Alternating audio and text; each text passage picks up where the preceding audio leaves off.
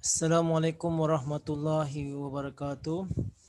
Jazakumullah kepada yang hadir semua sekali lagi, insya-Allah sebelum kita mulakan kelas kita, kita mulakan dengan doa. Doa dimulai. Auzubillah. Oh, ya. So,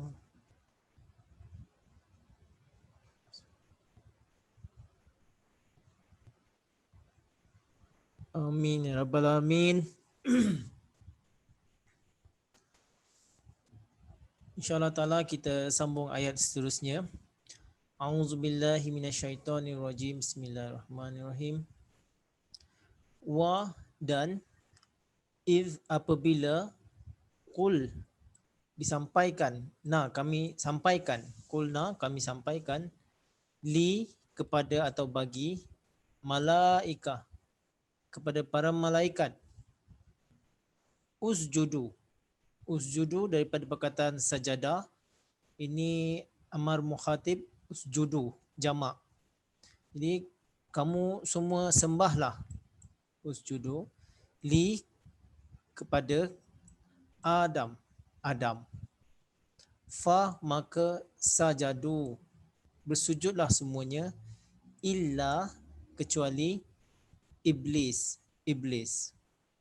Aba ingkar, wa dan astakbara sombong, wa dan kana sebelumnya, min dari kalangan al-kafirin, orang-orang yang kafir. Wa kana minal kafirin maksudnya mereka sebelumnya memang di kalangan orang-orang yang kafir. Sebelum itu kita pecahkan ayat dulu. Perkataan-perkataan malaikah saya dah sampaikan dahulu. Malaikah dari akar kata malaka, yang memberi khabar, yang menyampaikan khabar. Ini kita dah tahu. Sajadah, sajadah ini fil amar dari akar kata sajadah. Sajadah yasjudu, usjud. Usjudu maknanya kamu semua sembahlah atau bersujudlah.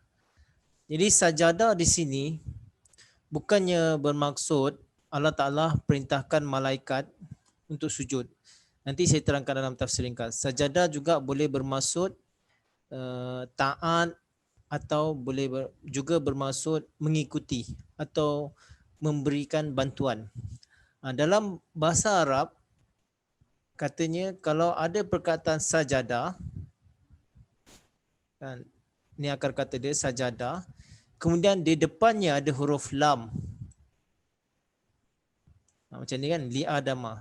Sajadah li, kalau ada huruf lam di depan perkataan sajadah ini, selalu bermaksud memberikan kekuatan atau memberikan bantuan. Bukan bermaksud sujud. Okey? Itu dulu. Kemudian perkataan iblis. Iblis dari akar kata ablasa. Ablasa ini maksudnya orang yang sedih, yang kecewa. Ablasa juga bermaksud orang yang dia sesuatu perkara dia tidak faham, lalu dia menolak perkara itu, lalu dia membuat satu andaian yang lain. Itu juga maksudnya ablasa. Okey? Saya ulang lagi, ablasa satu maksudnya yang orang yang bersedih, yang kecewa, yang putus asa. Kedua maksudnya orang yang tidak faham sesuatu, kemudian dia tidak mahu menerimanya, ingkar pada perkara itu, dan dia membuat andaian dia sendiri. Itu maksudnya ablasa. Jadi iblis ini adalah jamak daripada ablasa. Jadi iblis adalah jamak. Aba bermaksud ingkar. Aba memang jelas-jelas dia memang ingkar dan tidak mahu menerima. Itu maksudnya aba. Kemudian istakbara. Istakbara bermaksud sombong, yang bermaksud menganggap dirinya lebih daripada orang lain. Ini maksudnya istakbara. Dalam bahasa Melayu pun kita cakap apa? Takabur. Inilah dia asal daripada perkataan bahasa Arab.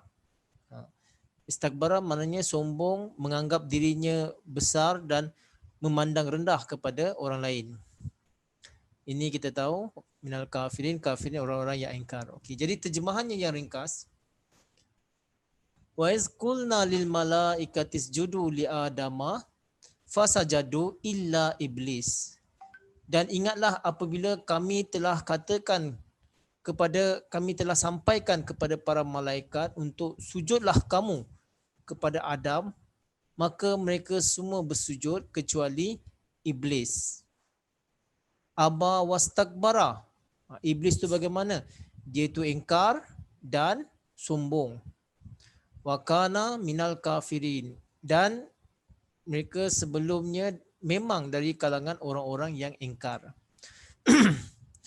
Jadi ada banyak penafsiran yang salah, yang sengaja untuk merendahkan malaikat. Ada orang yang mempunyai pendapat seperti itu, mengatakan lihat bagaimana malaikat disuruh sujud kepada Adam. Sebenarnya bukan bermaksud seperti itu. Seperti dari makna tadi saya telah sampaikan, bahawa sajadah ni kalau dia ada huruf lam di depannya, ini bermaksud memberikan kekuatan atau memberikan pertolongan. Jadi di sini kalau kita lihat dari awal lagi kita tahu bahawa para malaikat adalah satu wujud yang suci, yang taat kepada segala perintah Allah, yang mengakui kebesaran Allah, seperti kita baca ayat sebelum ni, wa nusabbihu subhanaka, mana ni kita, nusabbihu bihamdika wa nuqaddisulak. Para malaikat itu bertasbih dan memuji Allah Ta'ala dan mengkuduskannya. Itu amalan yang malaikat lakukan. Jadi tidak mungkin dia mengakui kebesaran Allah, mengkuduskan Allah, mensucikan Allah dan memuji Allah Ta'ala. Di sini kata dia nak sujud kepada Adam pula. Padahal ayat di atas tadi menjelaskan bagaimana malaikat itu mengkuduskan Tuhan, memberi penghormatan kepada Tuhan, bertasbih kepada Tuhan. Jadi tak mungkin kalau kita kata ini malaikat sujud kepada Adam. Kecuali ayat ini bermaksud lain. Ayat ini bermaksud Allah SWT memerintahkan kepada malaikat, nanti Adam kalau memerlukan apa-apa, kamu perlu berikan. Bantu dia, tolong dia, guide dia. Apa-apa doa yang dia panjatkan, kamu sampaikan. Ini maksudnya usjudu. Bukannya maksud sejadah, tapi maksudnya memberikan bantuan, memberikan pertolongan dan memberikan kekuatan. Okey. Fasajadu, mereka semua taat illa iblis, kecuali iblis. Di sini pun banyak orang yang salah memberikan penafsiran. Mereka mengatakan bahawa iblis ini dari kalangan malaikat juga. Ada jenis malaikat yang ingkar. Maka tu dia malaikat itu berubah menjadi iblis. Sebenarnya tidak. Mereka mengatakan berdasarkan perkataan di sini illa, kecuali. Sebab apa? Kalau gaya bahasa Arab, kalau ada illa, kemudian ada satu menceritakan tentang satu kelompok, satu kumpulan, kemudian ada illa, kecuali, itu daripada kumpulan yang sama juga. Sebagai contoh kita katakan, semua pelajar telah menaiki bas kecuali Zaid. Zaid pun dari kalangan pelajar, semua dah naik bas kecuali Zaid. Jadi Zaid pun dari kalangan pelajar tapi dia tidak naik bas. Memang betul. Memang kita tak nafikan, itu memang betul kaedah dalam bahasa Arab illa di sini. Tapi kadang-kadang dalam bahasa Arab illa bukan bermaksud kecuali. Itu juga boleh bermaksud lain daripada jenisnya juga. Tadi kita katakan pelajar semua masuk, Zaid pun termasuk pelajar. Tapi dalam bahasa Arab ada juga kadang-kadang digunakan illa tapi bukan jenis yang sama. Bukan kelompok yang sama. Tetapi yang berlawanan atau yang lain. Sebagai contoh, ada orang Arab mengatakan dan semuanya telah datang. kecuali keldainya. Jadi semua orang kampung itu telah datang kecuali keldainya. Jadi keldai itu bukan dari orang kampung. Tapi keldai itu haiwan lain. Bukan dari kalangan orang kampung. Itu pun digunakan illa juga. Tapi maksudnya di sini namun. Bukan. Namun bukan. Jadi di sini, ayat di sini yang dikatakan dari kelompok malaikat, kemudian iblis bukan. Dia bukan daripada kelompok malaikat. Tetapi dia adalah yang lain. Iaitu iblis yang ingkar tadi. Jadi ini maksudnya sebenarnya. Okay. Sebab apa? Sebab malaikat tadi dia dikatakan mudabbirul amri, yang mudabbiratil amri, yang menjalankan alam semesta, mempelihara, menggerakkan alam semesta ini dengan perintah Allah Subhanahu taala, seperti menggerakkan matahari, bulan, bintang, hujan, air semua dengan perantaraan malaikat. Tapi iblis ini adalah yang ingkar. Seperti yang dikatakan tadi, dia kecewa, orang yang kecewa, yang tak faham. Kemudian bila tak faham, dia cuba ingkar, tak mau ikut. Kemudian membuat andaian sendiri, membuat perkara sendiri, membuat kaedah mereka sendiri. Jadi bukan daripada kalangan malaikat, tapi dia adalah daripada iblis juga. Dan kalau kita lihat kadang-kadang ada perintah daripada Al-Quran dikatakan kepada malaikat, tapi kita tahu malaikat itu bersujud, taat. Tapi di ayat lain, kadang-kadang perintah kepada malaikat itu sebenarnya perintah kepada semua juga, termasuklah kepada manusia dan syaitan, iblis semua tu. Seperti ayat, saya cari sebentar.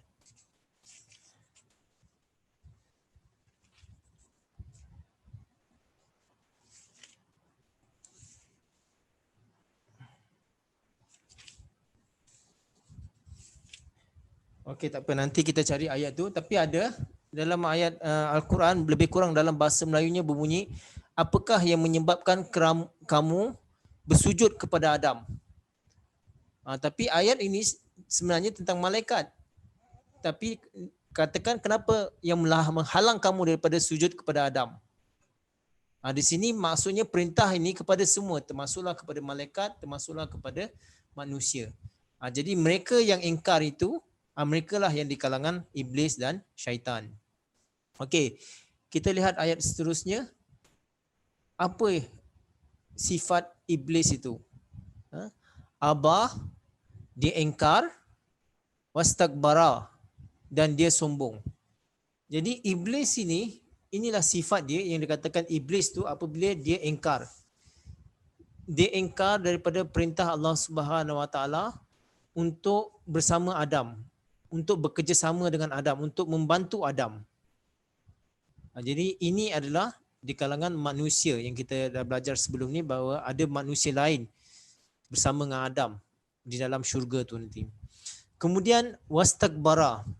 Istakbara ni adalah sombong. Sombong kenapa? Digambarkan syaitan mengatakan dia diciptakan daripada, iblis dikatakan dia diciptakan daripada api, tapi Adam dikatakan daripada tanah. Jadi api ni adalah sifat, tanah pun bermaksud sifat. Jadi sifat maksudnya istakbara, sombong ni kerana mereka daripada api ni mereka kata mereka daripada golongan yang berpengaruh, yang berkuasa. Tetapi tanah yang bersifat lemah lembut, rendah diri, orang bawahan. Jadi mereka tak mau ikut. Sebab tu dikatakan dalam ayat yang lain, aku dijadikan daripada api tapi Adam daripada tanah. Sebab menggambarkan sifat tadi, api tadi menggambarkan sifat, tanah tadi pun menggambarkan sifat. Dan mereka adalah di kalangan orang-orang yang sombong, yang tak mau menerima Adam. Dan dalam bahasa Arab juga, sombong ini juga bermaksud mereka yang menjaga kepentingannya. Mereka tidak mahu kepentingannya itu dirampas atau dikuasai oleh orang lain. Atau kekayaannya itu, kerajaannya itu dikuasai orang lain. Jadi ini juga bermaksud istakbara. Jadi dia tak mahu orang-orang yang bawahan ini menguasai mereka. Jadi mereka ingin terus bertahan, kekal, menjadi penguasa, terus menjadi kaya dan terus berlaku sombong terhadap semua orang. Inilah sifat-sifat iblis tadi. Kemudian tambah lagi, wa kana minal kafirin. Dan mereka itu memang dari sebelumnya di kalangan orang-orang yang kafir. Maksudnya di sini bukan saja mereka tidak mahu menerima kebenaran, bukan saja mereka ingkar, tetapi mereka sebenarnya memilih untuk tidak mahu menerima. Sengaja berdolak dalih tidak mahu terima, mengemukakan apa tu, alasan-alasan supaya tidak menerima, dan memang mereka tak mahu terima, jadi mereka terus terjerumus dalam dosa. Kenapa? Mereka ingin meneruskan mereka punya kepura-puraan atau mereka terus ingin berpoya-poya, terus dengan kemegahan, dengan kemewahannya. Kenapa? Kalau mereka menerima kebenaran itu nanti akan terasa pahit. Mereka akan susah untuk melakukannya walaupun dia tahu itu benar. Sebagai contohlah kita kata solat, saya yang banyak contoh nanti kita boleh berikan, nanti saya boleh tanya pun. Contohnya macam solat. Solat itu wajib. Bagus untuk kita, untuk kerohanian kita. Tapi untuk orang-orang yang walaupun dia tahu solat tu bagus, tapi dia tak nak buat solat juga. Kenapa? Kerana dia lebih sayangkan dia punya enjoyment. Kalau aku solat nanti aku tak boleh pergi sana. Kalau aku solat nanti aku tak boleh nak buat benda tu. Jadi dia tak nak solat. Supaya apa? Dia boleh terus melakukan dosa-dosanya. Dia terus hayal dengan berpoya-poya. Maka orang-orang yang jenis inilah yang dikatakan iblis juga. Iblis yang sengaja tidak mau menerima kebenaran kerana sayangkan keinginan hawa nafsu mereka, sayangkan mereka punya enjoyment dan sengaja tidak mau membuat kebenaran. Okey, itu nanti kita boleh kembangkan lagi, banyak lagi. Kita teruskan ayat yang seterusnya. Maaf Tuan, tadi ayat yang Tuan maksud mungkin di Al-Hijr ayat 33 ya Tuan. Ayat yang mana? Al-Hijr yang tadi Tuan. Bacaan. Qala ya iblisu malaka ala takunu ma'asajidin. Yes, Oh iya. Itu pun juga. Maknanya itu kepada iblis juga, kepada malaikat juga. Malaikat sujud tapi iblis perintah tu kepada dia juga tapi dia tidak mau bersujud. Jadi sini ayat ini bila perintah ini kepada semua sebenarnya, bukan kepada malaikat. Memang seolah-olah Allah Ta'ala berkata kepada para malaikat tapi sebenarnya untuk kesemuanya. Jazakumullah puan bantu saya tadi. Saya cari pasal ni tafsir ni kecil, saya nak mencari balik dah kelang kabut, susah dah. Walaupun saya dah beri tanda tapi ada banyak saya dah tanda kan, saya dah miss. Okey, tak apa, kita teruskan dengan ayat seterusnya. Wa dan kulna, sama juga seperti atas tadi, kami telah sampaikan ya huruf nida memanggil wahai Adam. Adam nama, uskun ni sebenarnya uskun tapi dia sambung dia jadi hazaf, huruf dhamma tu dah hazaf. Uskun ini dari akar kata sakana, yaskunu. Uskun ni kata perintah, uskun kepada Adam. Uskun maksudnya tinggallah, tetaplah. Jadi di sini juga perkataan, keluarlah perkataan sakinah, maknanya tetap, tenang. Itu juga. Anta, kamu, wa dan zauj, isteri. Zauj juga kita dah belajar sebelumnya, zauj ni boleh masuk pasangan dan boleh masuk juga dengan dia punya jemaatnya atau kumpulannya. Zauj juga dengan jemaatnya. Engkau, jemaat engkau atau pasangan engkau. Al-jannah, jannah. Ini kita akan terangkan nanti apa maksud jannah. Jannah syurga sini. Tapi syurga yang bagaimana nanti saya akan terangkan. Wa dan kula, makanlah. Makanlah minha, darinya, dari syurga tadi. Ha ni menunjukkan syurga tadi. Ragadan, sesuka hati atau sepuas-puasnya. Haisu, di mana saja. Ni huruf zaman. huruf makan, mana tempat. Syi'tuma, yang kamu sukai, kamu dua sukai. Dua di sini bukan maksud, boleh bermaksud dengan pasangan, boleh bermaksud dengan jemaahnya juga. Wa dan la, janganlah tagraba, kamu berdua mendekati, hazihi, hazihi ini, hazihi syajarah, pohon ini atau pokok ini.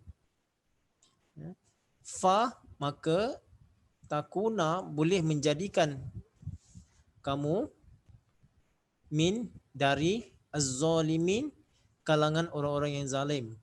Boleh menjadikan kamu dari kalangan orang-orang yang zalim.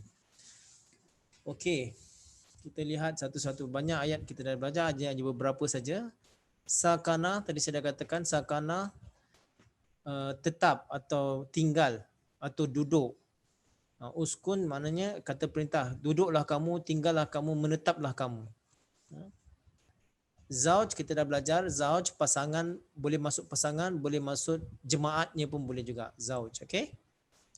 Jannah. Okey, sekarang jannah.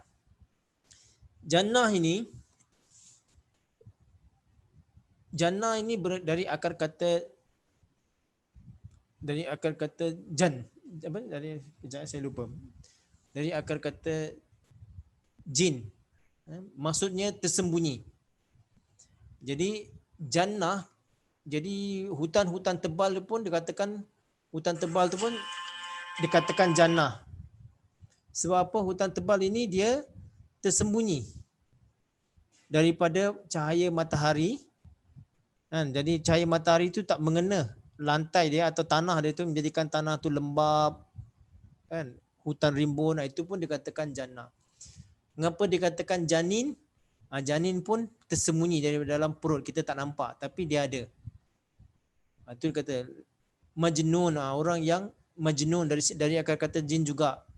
Majnun maknanya dia hilang akal dia. Dia tak nampak, atau akal kita tak nampak akalnya, tapi hilang akalnya. Kemudian jannah yang di syurga sana pun itu maksudnya jannah juga, sebab apa? Kita tak pernah nampak, dia tersembunyi. Tapi ada. Itu maksudnya jannah. Okey? Nanti kita terangkan lagi ayat-ayatnya. Ragadan. Ragadan ni perkataan baru. Ragadan maksudnya apa saja yang kita mahu, yang kita inginkan ada. Kita tak perlu bertangguh-tangguh lagi. Apa kita nak, semuanya ada.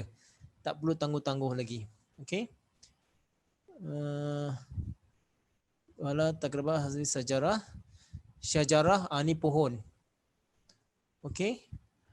Pohon ini bukanlah bermaksud pohon. Pohon juga boleh kita katakan family tree pun boleh. Dalam bahasa Melayu apa family tree? Rumpun keluarga. Kan kita katakan rumpun keluarga. Itu family tree pun boleh. Sajarah juga boleh dikatakan benda-benda yang baik ataupun yang buruk. Sebab apa? Dalam Al-Quran ada disebutkan kalau perkataan-perkataan yang baik dikaitkan dengan pohon-pohon yang baik. Kalau perkataan-perkataan yang buruk dari kalangan pohon-pohon yang buruk. Sejarah pun bermaksud ada pohon baik, ada pohon yang buruk. Zalim, kita dah belajar ke belum perkataan zalim? Saya rasa kita dah belajar. Zalim ini dari akar kata zalama. Zalim ini isim fa'il, zalimin ni jamak, isim fa'il jamak. Jadi zalim ini boleh bermaksud ada tiga. Yang pertama, zalim kepada Allah dan terhadap hamba-hambanya. Kemudian zalim antara manusia dengan manusia. Yang ketiga, zalim terhadap dirinya sendiri. Jadi yang pertama tadi, zalim terhadap Allah dan hambanya, maksudnya Allah dan hambanya jika ada satu kebenaran, mereka menolak kebenaran itu dan menghalang orang lain daripada menerima kebenaran. Itu juga bermaksud zalim. Yang kedua, zalim antara manusia dengan manusia, iaitu seperti merompak, membunuh, menghancurkan dan sengaja menganiaya orang yang lain. Itu juga bermaksud zalim. Kemudian zalim juga bermaksud yang menzalimi dirinya sendiri. Maksudnya kita tahu bahawa Allah Subhanahu taala sebenarnya telah melahirkan manusia ini dengan fitrat yang baik. Semuanya. Tak kiralah kita lahir daripada keluarga Hindu ke, keluarga Yahudi ke, keluarga Kristian ke keluarga Islam ke. Semuanya Allah Ta'ala dari awal lagi dah jadikan fitrat yang baik dalam diri manusia itu. Kemudian berdasarkan didikan yang kita capai sewaktu kita dewasa, itulah kita akan terima apa yang kita terima pendidikan itu atau didikan itu. Itu yang akan membentuk seseorang itu. Tapi asalnya semuanya adalah berfitrat baik. Dan kadang-kadang Allah Ta'ala dah berikan fitrat ini dalam setiap semua orang. Sebenarnya semua orang ada fitrat yang baik untuk mengetahui mana yang baik, mana yang buruk. Dia tak perlu belajar tinggi pun. Kadang-kadang dia boleh tahu Allah Ta'ala dah tanamkan fitrat dia, benda ni dia buat baik, benda ni dia buat buruk. Tapi kalau sengaja dia melanggar fitratnya itu, maknanya dia telah menzalimi dirinya sendiri. Okey, boleh faham Nanti kita terangkan lagi lah kalau sesi soal jawab. Ada 3 jenis yang zalim. Yang pertama, zalim kepada Allah dan hamba-Nya, maknanya menghalang hamba-Nya daripada mengenal Allah Subhanahu Taala. Itu zalim. Kemudian zalim yang kedua terhadap manusia yang lain seperti menganiaya, merompak, menipu, itu zalim.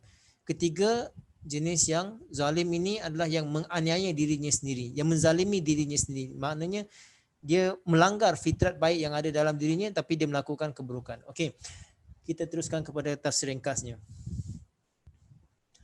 Wa qulna ya Adamu uskun anta wa zawjukal jannata wa kula minha ragadan haitsu syi'tuma. Dan ketika kami sampaikan, wahai Adam, tinggallah engkau bersama pasangan engkau di dalam syurga dan makanlah di dalamnya sepuas-puasnya di mana saja yang kamu sukai. Wala takraba hazihi syajarat fatakuna minaz zalimin. Dan janganlah kamu mendekati pohon ini kerana jangan-jangan kamu akan menjadi orang-orang yang zalim. Okey? Jadi di sini seperti yang saya katakan dari awal lagi bahawa yang jannah di sini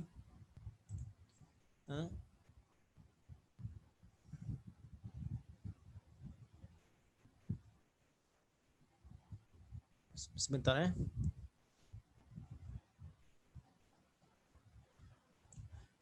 Yang jannah di sini, yang dimasukkan jannah sini bukanlah syurga di akhirat sana. Sebab apa? Bila kita sebutkan syurga di akhirat sana, itu suatu tempat yang lain. Awal kejadian Adam yang kita bahaskan dari awal lagi, yang kita katakan yang khalifah tu, banyak ahli mufassir mengatakan dia itu adalah Adam. Itu menunjukkan tempat di mana?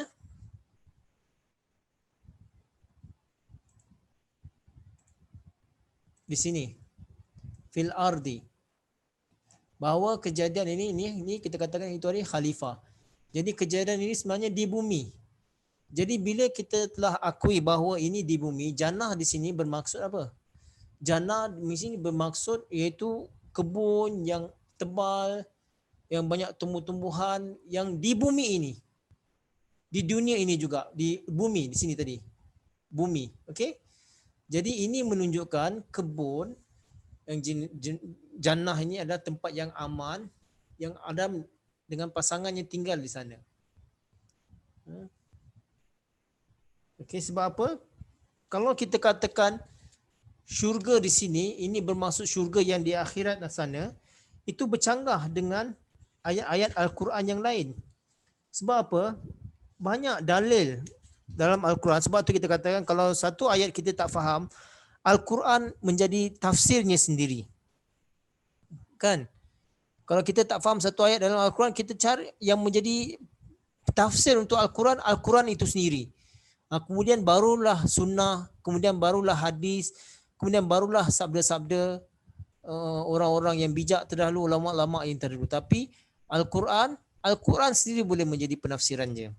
Okey, yang pertama saya ingin sampaikan, yang tadi saya dah sebutkan, Allah Ta'ala sebut inni ja'ilun fil ardi khalifah. Sesungguhnya aku ingin menjadikan khalifah di bumi. Bukan di syurga. Syurga di sini maksudnya syurga yang di bumi. Kemudian kalau kita katakan ini syurga yang di sana tu, syurga yang tempat kita mendapat nikmat ganjaran daripada Allah Subhanahu Wa Taala tu, tempat dia bagaimana? La lagun fiha wala ta'sim. Maksudnya di tempat itu nanti tidak ada perkara yang sia-sia di dalamnya dan tidak ada tuduhan atau fitnah di dalamnya. Ini maksudnya syurga yang di sana ni tidak ada perkara yang sia-sia di dalamnya dan tidak ada tipu daya. Tapi kalau kita lihat di sini nanti, di sini ada tipu daya, ada yang ingkar. Macam tadi ayat atas ni ingkar. Kemudian bawah tadi ingkar juga syaitan. Jadi tak mungkin syurga yang di sana, kecuali kita katakan syurga yang di bumi ini. Kemudian kalau kita katakan syurga yang di akhirat nanti, di ayat yang lain dalam surah Hijr Allah Ta'ala berfirman, la yamussuhum fiha nasabun wa ma hum minha bimukhrajin. Maknanya tidak merasakan di dalamnya kepenatan dan tidak sesiapa pun boleh keluar daripadanya. Jadi kalau siapa yang dah masuk ke syurga sana, dia tak boleh keluar. Tapi di sini Adam disuruh keluar kemudian nanti. Jadi ini bermaksud bukan syurga di sana tapi syurga di dunia ini. Kemudian dalam Al-Quran Allah Ta'ala berfirman bahawa syurga yang di sana nanti, yang tempat ganjaran, pahala nanti, dikatakan Allah Ta'ala berfirman walakum fiha ma tad'un. Di dalamnya apa saja yang kamu minta kamu akan perolehi.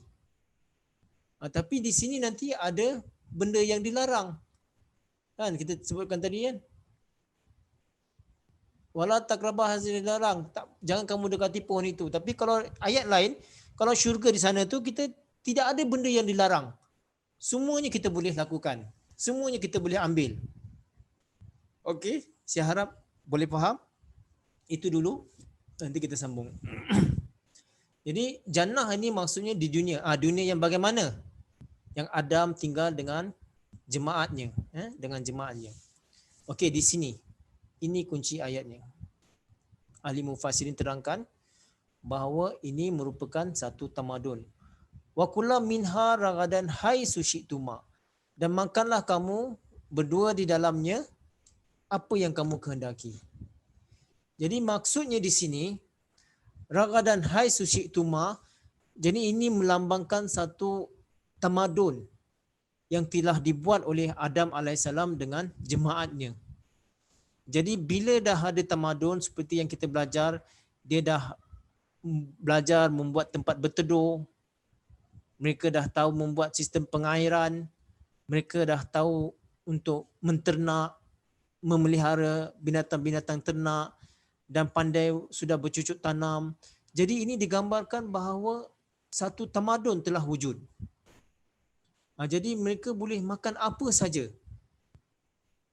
Mereka dah pandai bercucuk tanam, pandai berternak, ada air, kan, ada sistem, ada nizam. Kan, orang-orang tidak boleh dengan semudah-mudahnya membunuh. Jadi ini semua telah diatur di dalam satu nizam, dalam satu undang-undang. Jadi inilah yang digambarkan. Jadi ada yang pendapat mengatakan bahawa tempat Adam di dunia ini adalah dekat dengan Iraq. Dan kalau kita belajar sejarah daripada kaum Nabi Nuh, itu ada satu kaum yang dikatakan kaum Ur. Kaum Ur ini dia punya kawasan itu dekat Iraq.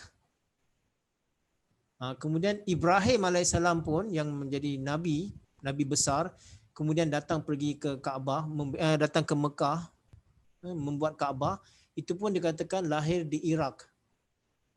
Jadi dikatakan bahawa Adam yang dikatakan sebutkan syurga di dunia ini, itu kawasannya adalah di Iraq. Kawasannya di Iraq.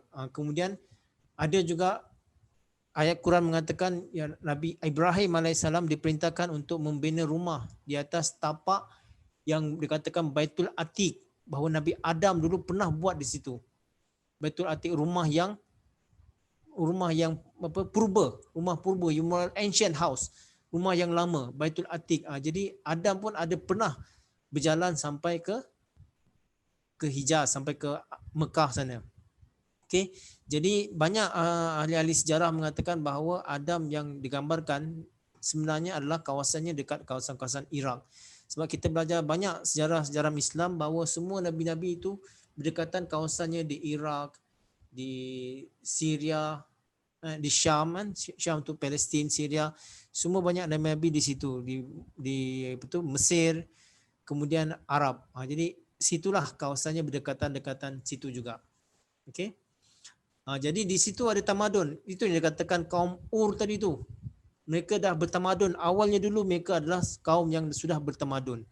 Jadi bila mereka dah bertamadun, baik saja. Kalau kita lihat memang dari segi kita lihat bahawa nizam atau tamadun yang didirikan dalam bentuk duniawi. Kan? Ada undang-undang, ada perairan, ada tanaman, ada ternakan. Tapi sebenarnya Nabi Adam AS telah mewujudkan satu nizam yang menyelamatkan manusia daripada terus melakukan keburukan. Kalau dulu mereka berkahwin, rampas saja perempuan orang dan bunuh kaum lelaki-lakinya, kahwin macam tu. Jadi bila ada nizam, tak boleh lagi. Kemudian kalau dulu mereka merampas hasil ternak orang lain. Jadi Adam mengajarkan tak boleh.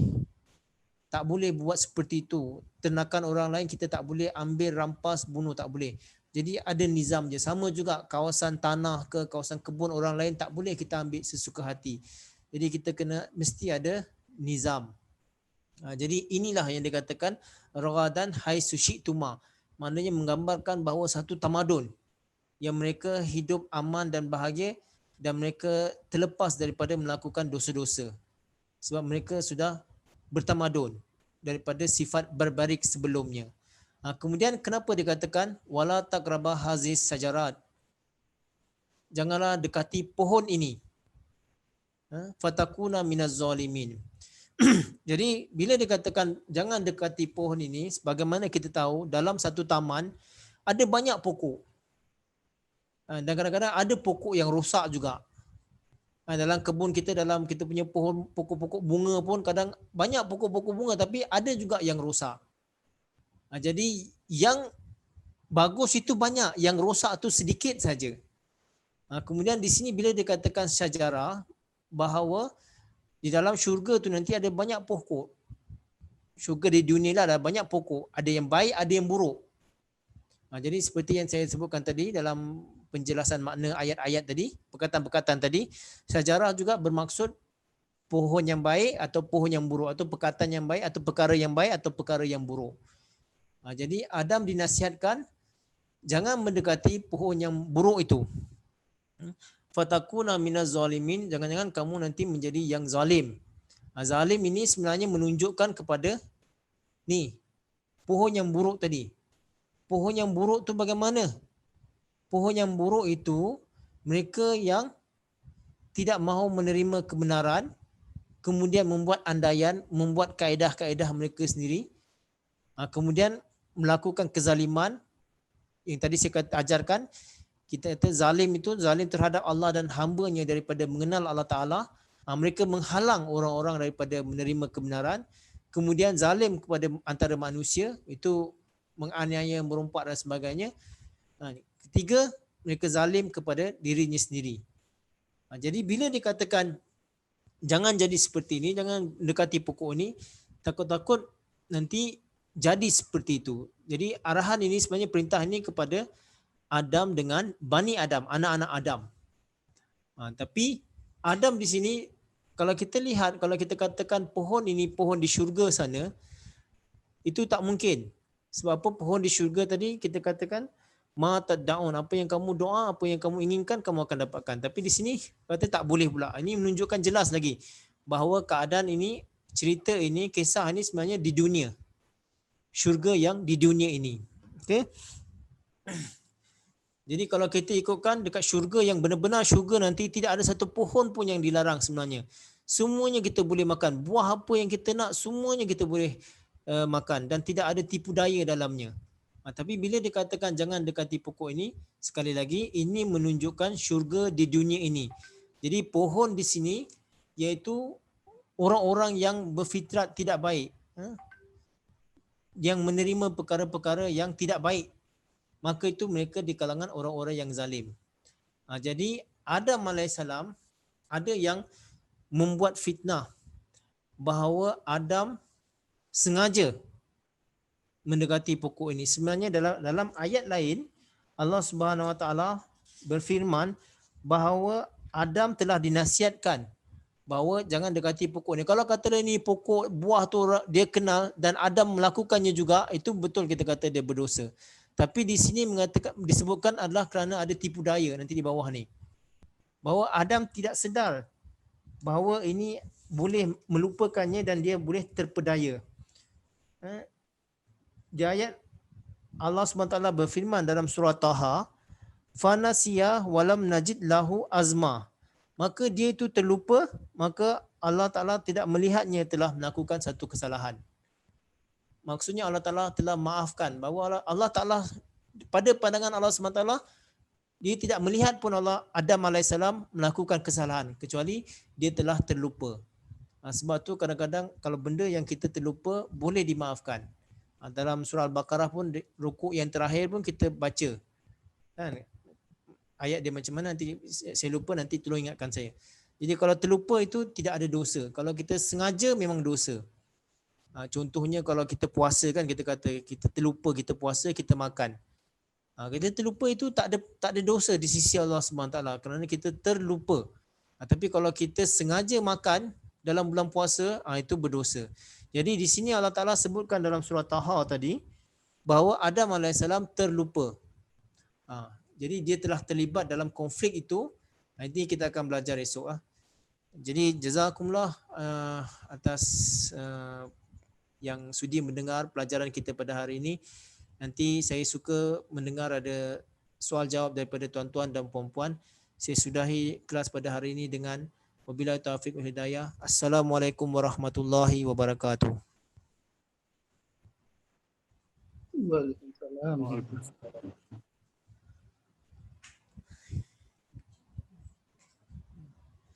Ya, silakan.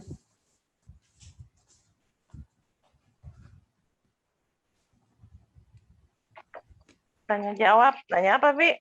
Nggak ada ide. Tentang Adam di surga. Di bumi. Jangan jauh dari pohon itu gitu loh, Kak. Siapa bertanya tadi? Nak tanya-tanya, jangan sembang.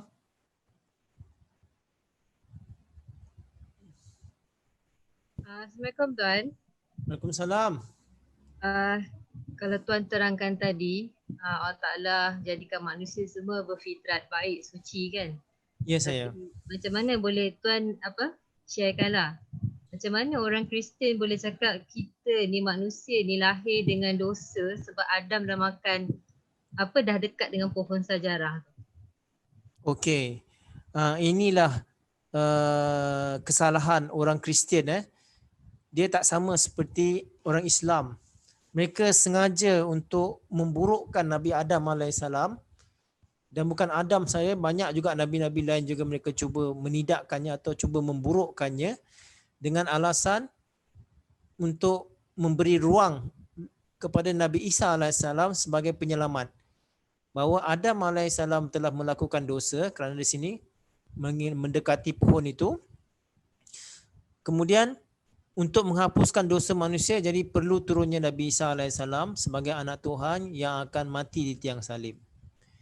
Jadi ini adalah satu pelajaran yang sangat tidak rasional, yang melanggar dengan fitrat, bahawa dosa orang lain boleh ditanggung oleh satu orang manusia. Itu pun mereka katakan pula anak Tuhan, berdasarkan daripada dosa daripada Adam AS lagi.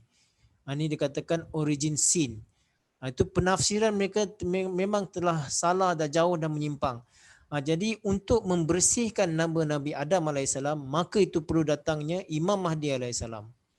Jadi dengan kurnia Allah Subhanahu Wa Taala, kita telah belajar, kita faham bahawa penafsiran-penafsiran yang dahulu daripada Kristian, kemudian pendapat dan penafsiran mereka itu masuk ke dalam dunia Islam, dan banyak orang-orang Islam, ulama-ulama pun telah turut sama dengan penafsiran-penafsiran Kristian, sehingga kan mereka membuat lukisan pun.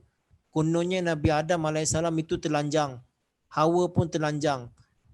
Lepas tu barulah mereka tutup dengan daun. Sebenarnya bukan seperti itu. Itu nanti kita terangkanlah dalam surah yang lain. Surah A'raf nanti ada. Tapi dengan kurnia Allah SWT, kita dalam warga jemaat kita sedar bahawa tafsir yang seperti itu betul-betul salah. Itu sengaja untuk merendah-rendahkan Nabi utusan Allah SWT. Tapi sebenarnya apa yang berlaku yang saya terangkan tadi dalam kelas, bahawa Nabi Adam AS tidak sengaja atau terlupa. Okey? Maka Allah Ta'ala memaafkannya. Allah Ta'ala tak melihat pun itu satu kesalahan. Dari segi manusiawi Adam AS boleh tersilap. Memang ada petunjuk, memang ada petanda, tapi dari segi manusiawi boleh tersilap. Sebagai contoh macam Nabi Muhammad SAW. Di dalam kasyaf dia melihat dia akan berhijrah ke satu tempat yang banyak pohon kurma. Jadi bila melihat pohon kurma, jadi Nabi Muhammad SAW dari segi fikiran manusiawinya,